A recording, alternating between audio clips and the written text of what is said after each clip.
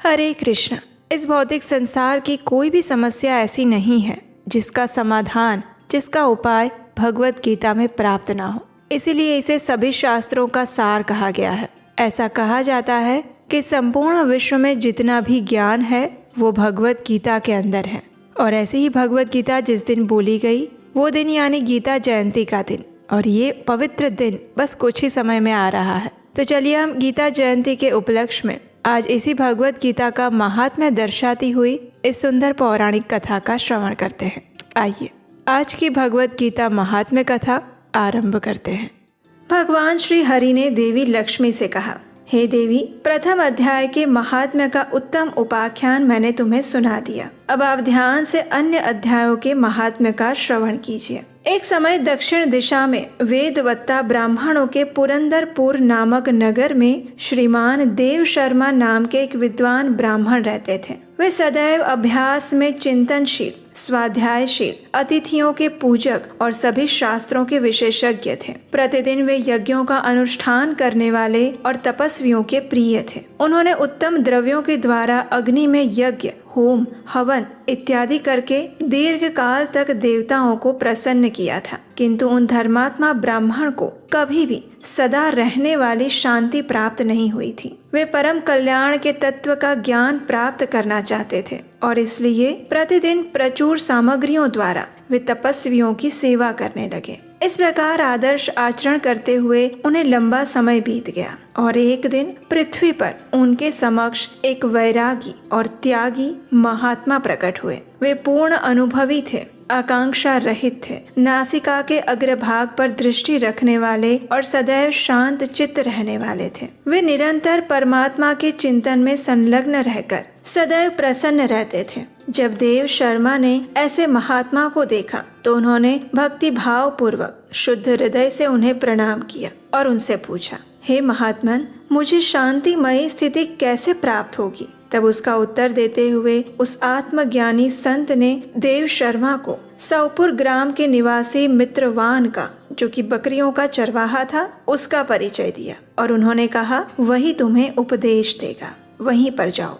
ये सुनकर देव शर्मा ने महात्मा के चरणों में प्रणाम किया और फिर वे समृद्धि युक्त सौपुर ग्राम में पहुंच गए। उसके उत्तर भाग में एक विशाल वन था और उसी वन में नदी के किनारे पर एक शिला पर मित्रवान बैठे हुए थे। उनके नेत्र आनंद के अतिरेक से विह्वल थे। वे अपलक दृष्टि से देख रहे थे। वो स्थान आपस का स्वाभाविक वैर छोड़कर एकत्रित हुए परस्पर विरोधी स्वभाव वाले जंतुओं से घिरा हुआ था। उस उद्यान में मंद मंद शीतल वायु बह रही थी। वहां पर सभी मृग और हिरण शांत भाव से बैठे थे और मित्रवान दया से भरी हुई दृष्टि से उन्हें देख रहा था। इस स्वरूप में मित्रवान को देखकर देव शर्मा का हृदय पुलकित हो गया। वो अत्यंत प्रसन्न हो गए। वे अत्यंत विनम्रता के साथ मित्रवान के पास गए। मित्रवान ने भी अपने मस्तक को झुकाकर देव शर्मा का सत्कार किया और उसके बाद विद्वान देव शर्मा अनन्य भाव से मित्रवान के समीप गए। जब मित्रवान का ध्यान का समय पूर्ण हो गया तो देव शर्मा ने उनके पास जाकर पूछा, हे महाभाग, मैं आत्मा का ज्ञान प्राप्त करना चाहता हूँ। मेरे इस मनोरथ की पूर्ति के लिए मुझे किसी ऐसे उपाय का उपदेश दीजिए जिसके द्वारा मुझे सिद्धि प्राप्त हो सके। देव शर्मा की ये बात सुनकर मित्रवान ने एक क्षण तक कुछ विचार किया और फिर उनसे कहा, हे विद्वान ब्राह्मण, एक समय की बात है, मैं वन के अंदर बकरियों की रक्षा कर रहा था और उतने में एक भयंकर व्याघ्र पर मेरी दृष्टि पड़ी, जो मानो सबको ग्रास लेने वाला हो। मैं मृत्यु से डरता था, इसलिए व्याघ्र को आते हुए देखकर मैंने बकरियों के झुंड को आगे किया और वहां से भाग गया। लेकिन एक बकरी तुरंत ही सारा भय छोड़कर नदी के किनारे उस व्याघ्र के पास बेरोक टोक चलने लगी और फिर वो व्याघ्र भी द्वेष छोड़कर चुपचाप वहीं पर खड़ा रह गया। उसे इस प्रकार इस अवस्था में देखकर बकरी ने कहा, हे व्याघ्र, तुम्हें तो अभिष्ट भोजन प्राप्त नहीं हुआ है। मेरे शरीर से मांस निकालकर तुम आनंद पूर्वक इसका उपभोग करो। तुम इतनी देर से खड़े क्यों हो? तुम्हारे मन में मुझे खाने का विचार नहीं आ रहा है? तब उस व्याघ्र ने कहा, बकरी, इस स्थान पर आते ही मेरे मन से द्वेष का भाव निकल गया है। ऐसा लगता है मानो भूख प्यास भी मिट गई है और इसीलिए पास आने पर भी अब मैं तुम्हें नहीं खाना चाहता। जब व्याघ्र ने ऐसा कहा तो बकरी ने कहा, न जाने मैं भी कैसे निर्भय बन गई हूँ। ऐसा क्या कारण हो सकता है? अगर तुम जानते हो तो मुझे बताओ। तो ये सुनकर उस व्याघ्र ने कहा, नहीं, मैं भी नहीं जानता। चलो सामने खड़े हुए इन महापुरुष से पूछते हैं। ऐसा निर्णय करके वे दोनों वहाँ से चल दिए और उन दोनों के स्वभाव में यह विचित्र परिवर्तन देखकर मैं अत्यंत आश्चर्य में था। उतने में उन दोनों ने मेरे पास आकर मुझे यही प्रश्न किया और उस समय उस वृक्ष की एक शाखा पर एक वानर राज बैठे हुए थे। उन दोनों के साथ मिलकर मैंने भी वानर राज से यही प्रश्न पूछा और तब उस वानर राज ने आदर पूर्वक कहा, हे अजापाल, ध्यान से सुनो। इस विषय में मैं तुम्हें एक प्राचीन वृत्तांत सुनाता हूँ। यह सामने वन के भीतर एक बहुत बड़ा मंदिर है। जरा उसके सामने देखो। उसमें ब्रह्मा जी द्वारा स्थापित किया हुआ एक शिवलिंग है। पूर्व काल में यहाँ सुकर्मा नामक एक बुद्धिमान महात्मा रहते थे, जो तपस्या में संलग्न रहते और प्रतिदिन इस मंदिर में उपासना करते थे।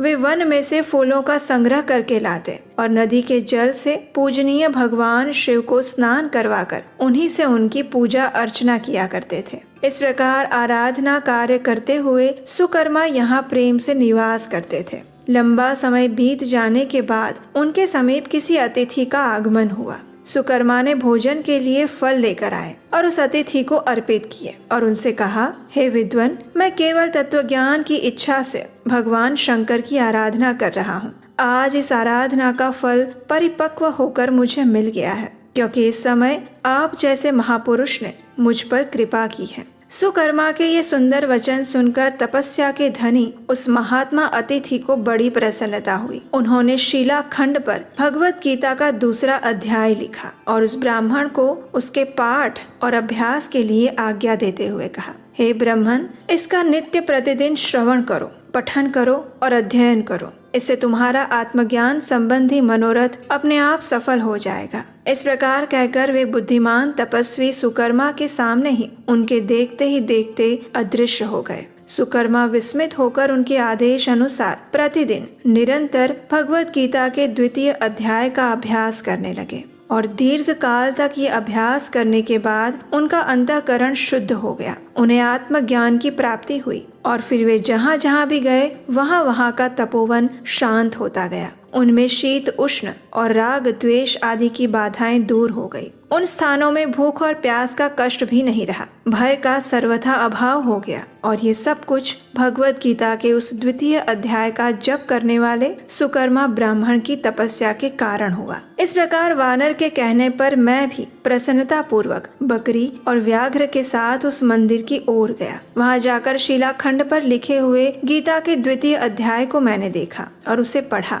उसी की आवृत्ति करते रहने से मैंने तपस्या को पार पा लिया। इसलिए हे भद्र पुरुष देव शर्मा, आप भी सदैव इस भगवत गीता के द्वितीय अध्याय की पुनरावृत्ति, उसका पुनः उच्चारण किया करें।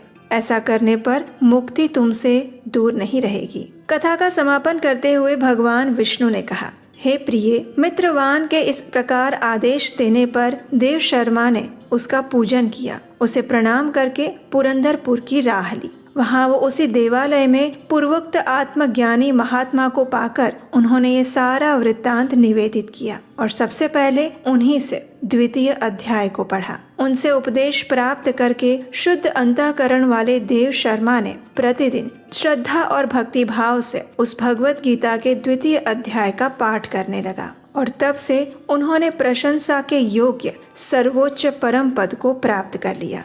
तो ये थी भगवत गीता के दूसरे अध्याय के महात्म्य की कथा। हमें आशा है कि ये कथा आपको अच्छी लगी होगी और आपने पहली बार सुनी होगी।